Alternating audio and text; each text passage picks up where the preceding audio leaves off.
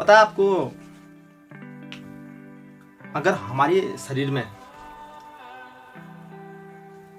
एक कांटा भी लगता है ना, शरीर के किसी भी हिस्से में, तो हमें इतना दर्द होता है जिसको हम सहन भी नहीं कर सकते हैं। और जब तक उस कांटे को हम अपने शरीर से निकालते नहीं है तब तक हमें चैन भी नहीं आता है। और वो दर्द इतना होता है कि मतलब एक छोटा सा कांटा भाई हमें परेशान करके रख देता है। और जब कभी हमारा हाथ टूटता है या पैर टूटता है तो हम जो फील करते हैं भाई उसको मतलब मैं बयान नहीं कर सकता हूं। दोस्तों, अपना दर्द हम सहन कर ही नहीं सकते। आपको पता है इंसान के शरीर पे 206 हड्डियां होती हैं। जैसा कि मैंने कहा कि अगर हमारा हाथ टूट जाए, पैर टूट जाए तो हमको सहन नहीं होता है। बट आपको ये जानकर हैरानी होगी कि अगर किसी बंदे की शरीर की पूरी 206 हड्डियां टूट जाएं तो उसको कैसा फील होगा। एक्चुअल उसको फील होगा ही नहीं, क्योंकि वो जिंदा ही नहीं रहेगा। बट हमारी माताएं, हमारी बहनें, हमारी देवी स्वरूप माताएं उस दर्द को भी सह लेती हैं। शरीर के 206 हड्डियों को टूटने वाले दर्द को भी सह लेती हैं। जब हमारी माताएं हमें अपनी कोख से जन्म देती हैं, मेरी माँ, आपकी माँ और आपके और मेरे जैसे कईयों की माताएं, पता है फिर भी वो ये नहीं कहती हैं कि बेटा तुझे जन्म देते वक्त मैंने इतना दर्द सहा था। क्योंकि एक ममता जो होती है ना, वो बहुत बड़ी होती है उस वक्त। लेकिन क्या हमारा समाज हमारी माताओं को, हमारी बहनों को वो खुशी दे पा रहा है जिसकी वो हकदार है? मुझे नहीं लगता कि दे पा रहा है। क्योंकि जिस हिसाब से अभी के समय पर घरेलू हिंसा बढ़ती जा रही है, ये एक चिंता का विषय।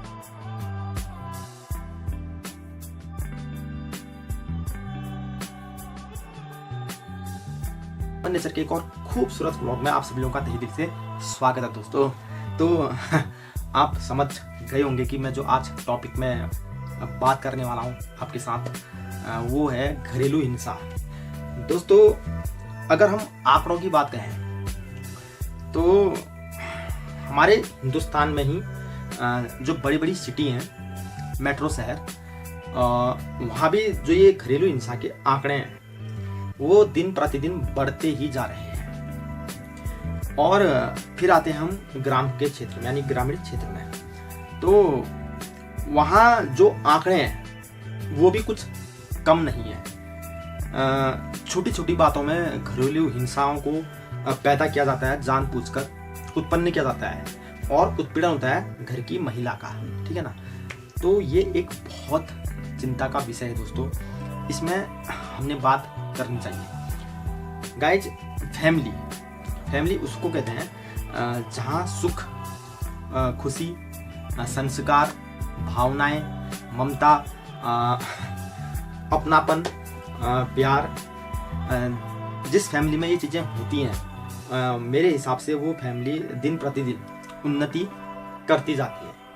तो अब हम बात करते हैं उस फैमिली की जहाँ पर घरेलू हिंसा हमें प्रतिदिन देखने को मिलती है। और वो घरेलू हिंसा दोस्तों छोटी छोटी बातों पर एक इतना भयावह रूप ले लेती है भाई, जिसके लिए मतलब मेरे पास शब्द भी नहीं है। मैं मतलब बिल्कुल कटाक्ष भरे शब्दों का उपयोग करना चाहता हूँ, बट जैसा कि भाई मेरा चैनल फैमिली व्लॉग है तो फिलहाल गुस्सा तो भाई बहुत आता है कि क्यों यार एक इंसान उस महिला पर जोर दिखा रहा है जो सुबह अपना ना खा के अपने भाई पति परमेश्वर से ये कहती है कि आपके लिए मैंने 4 परोठे और सब्जी 2 अंडों का आमलेट पैक कर दिया है, दिन में जब आपको भूख लगेगी तो आप ये खा लें। और भाई मतलब कई ऐसी कहानियाँ हम समाज में देखते हैं। कई अब मेरी माताएं, मेरी बहनें ऐसी हैं कि जब तक उनके पति परमेश्वर दिन में घर नहीं आ जाते हैं खाने के लिए, जैसे कि जो मेरे व्यापारी भाई होंगे, मेरे दुकानदार बंधु हैं, तो दिन में जब वो खाने के लिए जाते हैं तब तक उनकी जो अर्धांगिनी है, जो उनकी पत्नियां हैं, वो खाना खाती ही नहीं है। वो यही सोचते हैं कि जब हमारे पति देव आएंगे तो हम साथ में खाना खाएंगे। लेकिन कहीं ना कहीं दोस्तों हमें ये सोचने की ज़रूरत है कि जितना भाई प्यार वो हमें करती हैं, क्या हम उतना प्यार उनको दे पाते हैं? एग्जैक्टली नहीं। कुछ कमियां हम में भी हैं दोस्तों।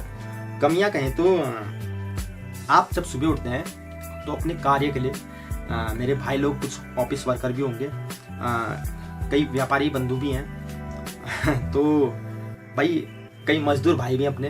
तो जब वो सुबह उठते हैं और जब वो काम पे जाते हैं ना, तो उन्होंने सबसे पहले ये सोचना है कि हम तो जा रहे हैं काम पर, लेकिन दोस्तों जो घर का काम होता है ना, जो एक गृहिणी निभाती है, यानी कि दिन के 8 घंटे होते हैं ना, तो पूरे जो 8 घंटे होते हैं उसमें क्या करना पड़ता है उसको? उसमें बच्चों को स्कूल भेजना पड़ता है, और उसके बाद बच्चों को स्कूल से लाना भी पड़ता है, और उसके बाद भाई खाना भी बनाना है दिन का, घर की साफ सफाई। एक्चुअल जो मेरी माताएं बहनें अभी मुझे देख रही हैं, शायद उनकी मन में एक ही थॉट आ रहा होगा मेरे वीडियो को देखकर कि भाई इतना एग्जैक्टली ये बंदा कैसे कह सकता है। तो मैं अपनी माताओं और बहनों से ये कहना चाहूँगा कि भाई मैंने भी जो है कि बचपन में अपने घर में जो है कि बर्तन भी धोए। मम्मी जब ड्यूटी से आती थी तो भाई हम उसको मतलब चाय बनाकर, मम्मी ये लो चाय। तो मतलब कहीं ना कहीं वो जीवन शैली मैंने जी है दोस्तों। तो इस वजह से थोड़ा बहुत मैं समझ सकता हूँ। बट दुख मेरे को तब होता है कि एक हंसता खेलता परिवार घरेलू हिंसा की भेंट चढ़ जाता है। और वो घरेलू हिंसा जानते हो किस बारे में होती है? तूने मेरे मन का खाना नहीं बनाया, तू कहाँ गई थी, तू मायके क्यों जा रही है। मतलब वो छोटी छोटी बातें जिनका कोई अस्तित्व ही नहीं है हमारे जीवन से, उन बातों को लेकर घरेलू हिंसा उत्पन्न होती है। और वो घरेलू हिंसा इतने आगे बढ़ जाती है कि कई बार तो देखने को ही मिला कि हमारी माताएं बहनें, मतलब भगवान ना करे ऐसा हो, गलत कदम उठा देती हैं यहाँ पर, जैसे सुसाइड वगैरह।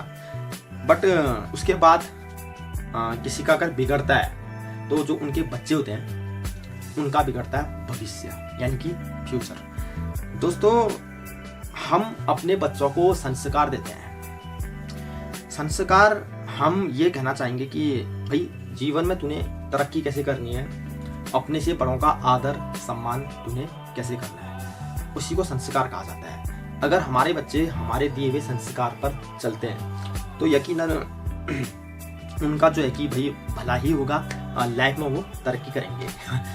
बट कहीं ना कहीं अगर किसी फैमिली में घरेलू हिंसा हो रही है तो उसका दुष्प्रभाव हमारे बच्चों पर भी पड़ता है। वो सोचते हैं यार, आपस में बात करते हैं कि मम्मी पापा क्यों लड़ते हैं यार।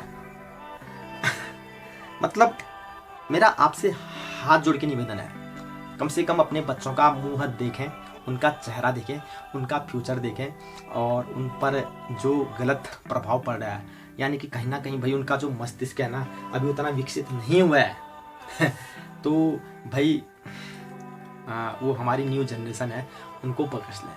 अभी शायद जो मेरे भाई लोग देख रहे हैं मुझको, वो यही सोच रहे होंगे कि भाई मतलब बात कहीं ना कहीं ये बंदा सही कर रहा है। तो मेरे दादा, मेरे छोटे भाई और जो मेरे सयाने हैं, मेरे पिता समान जो मुझे देख रहे हैं, तो मेरा उनसे आग्रह है कि गृहिणी सिर्फ गृहिणी नहीं है, वो हमारे घर की लक्ष्मी है, आपकी अर्धांगिनी है।